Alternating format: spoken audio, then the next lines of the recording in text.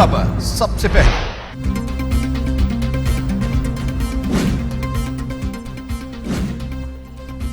मुस्लिम league नून के सदर और कौमी असेंबली में कायदे हिस्ब इख्तलाफ। शहबाज शरीफ FIA के सामने पेश हो गए। 5 रुकनी टीम ने तफ्तीश की। शहबाज शरीफ 1 घंटा FIA के दफ्तर में मौजूद रहे। अपोजिशन लीडर FIA की पूछगछ के बाद तहकीकाती इदारे के दफ्तर से वापस चले गए।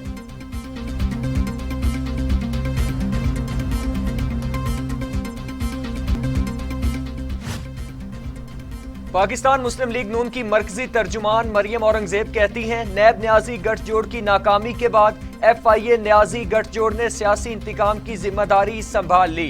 इमरान साहिब ने अपने दफ्तर का गैर कानूनी और नाजायज इस्तेमाल करते हुए शहबाज शरीफ और हमजा शहबाज का FIA का नोटिस भिजवाया। सोची समझी साजिश के तहत शहबाज शरीफ को FIA बुलाया गया।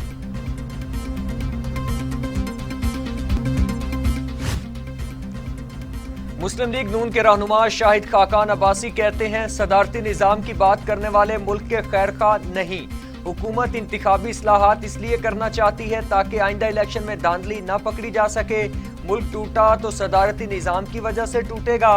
इलेक्शन में चोरी करना छोड़ दें, सब ठीक हो जाएगा।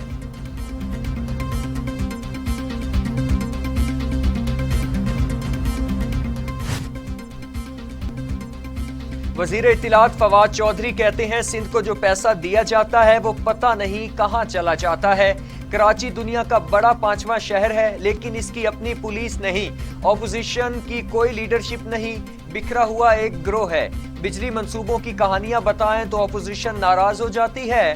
पाकिस्तान में 2 खानदान हैं, एक यहां और दूसरा सिंध से पैसा बाहर भेजता है।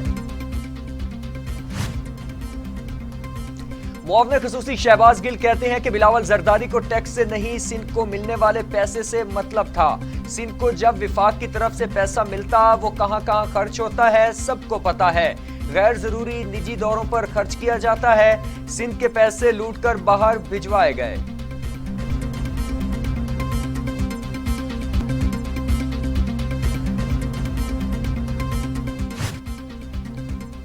तर्जुमान सिंध हुकूमत मुर्तजा वहाब कहते हैं, PTI की तर्जुमान नफरत की सियासत को परवान चढ़ा रहे हैं। हुकूमती तर्जुमान हुकूमत के खात्मे के बाद मुल्क छोड़कर फरार हो जाएंगे।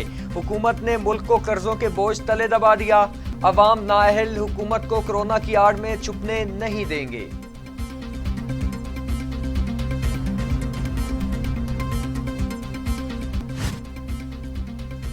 मुस्लिम लीग नून के रहनुमा एहसन इकबाल कहते हैं, हुकूमती पॉलिसियों ने मुल्क को तबाह कर दिया।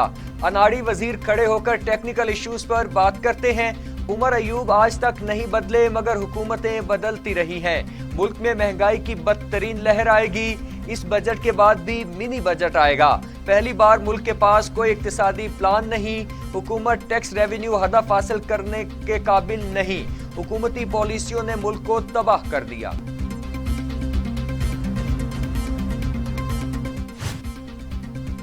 मुआवने खसूसी पंजाब फिरदौस आशिक आवान कहती हैं कि नून लीग शफाफ इंतखाबात से फरार चाहती है। ओवरसीज पाकिस्तानियों को वोट का हक देना और शफाफ इलेक्शन तहरीक इंसाफ की आवाम से कमिटमेंट है। आम इलेक्शन में बदतरीन शिकस्त नून लीग का मुकद्दर बनी। करप्ट जिले सुबहानी और जाली राजकुमारी ने इलेक्शन चोरी का शोशा छोड़ा।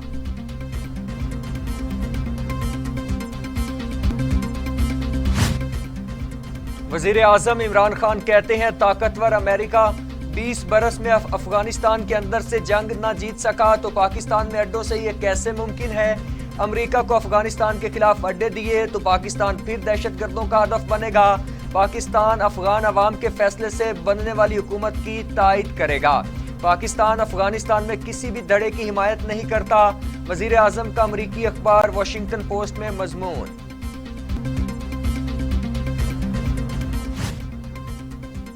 तहरीक इंसाफ की रहनुमा जरताज गुल कहती हैं कि PTI की खवातीन पार्लिमान में अहम किरदार अदा कर रही है।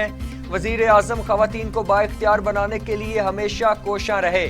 मुझे अपने लिबास कल्चर पर फख्र है, इसने मुझे इज्जत दी। हमारे कल्चर और लिबास को दुनिया आइडियल समझती है। वजीर आला उस्मान बुज़दार कहते हैं कि ऑपोजिशन इतने बेहतरीन और अवाम दोस्त बजट को पढ़े बगैर ही तनकीद बराए तनकीद कर रही है। اپوزیشن کا رویہ غیر ذمہ دارانہ اور نامناسب ہے۔ پنجاب کی تاریخ میں پہلی بار ترقیاتی پروگرام کے لیے 560 ارب روپے کی خطی رقم رکھی گئی۔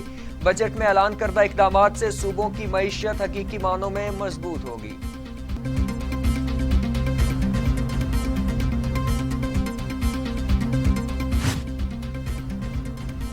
پاکستان میں کرونا 24 گھنٹوں میں مزید 27 انسانی زندگیاں نگل گیا، اموات 22,034 ہو گئیں۔ مزید 663 افراد میں وائرس کی تشخیص، 9,49,838 افراد کورونا میں مبتلا ہو چکے، 8,94,352 صحت یاب۔ پاکستان میں طویل عرصہ بعد کورونا مثبت کیسز کی شرح 2% سے کم رہی۔ موذی کرونا وائرس کے وار جاری، دنیا بھر میں کورونا سے ہلاکتوں کی تعداد 38,88,000 ہو گئی، مریضوں کی تعداد 17,95,00,000 ہو گئی، 16,42,00,000 مریض صحت یاب ہو چکے۔ امریکہ میں 6,17,463، برازیل میں 5,02,000، بھارت میں 3,89,268، میکسیکو میں 2,31,244، روس میں 1,28,000، فرانس میں 1,10,778، برطانیہ میں 1,27,981 اور سعودی عرب میں 7,691 اموات۔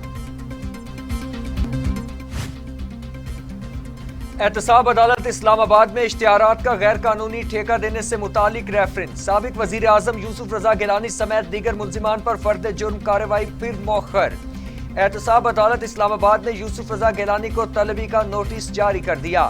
شریک ملزمان پر فرد جرم عائد کرنے کے لیے 13 جولائی کی تاریخ مقرر کر دی گئی۔ یوسف رضا گیلانی کو ذاتی حیثیت میں پیش ہونے کا حکم۔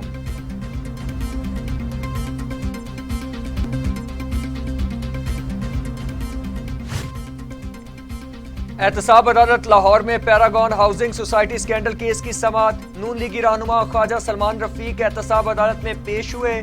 خواجہ سعد رفیق کی 1 روزہ حاضری سے استثناء کی درخواست منظور، جج تعینات نہ ہونے کے باعث کارروائی بغیر سماعت 20 جولائی تک ملتوی۔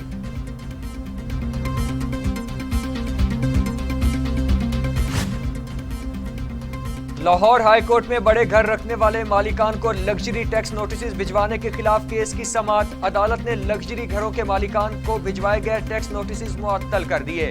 وادی النظر میں محکمہ ایکسائز نے ٹیکس ریکوری کے لیے قواعد و ضوابط پورے نہیں کیے، فیئر ٹرائل ہر شہری کا حق ہے، محکمہ ایکسائز کو جلد بازی کا مظاہرہ نہیں کرنا چاہیے، جسٹس جواد حسن کے ریمارکس۔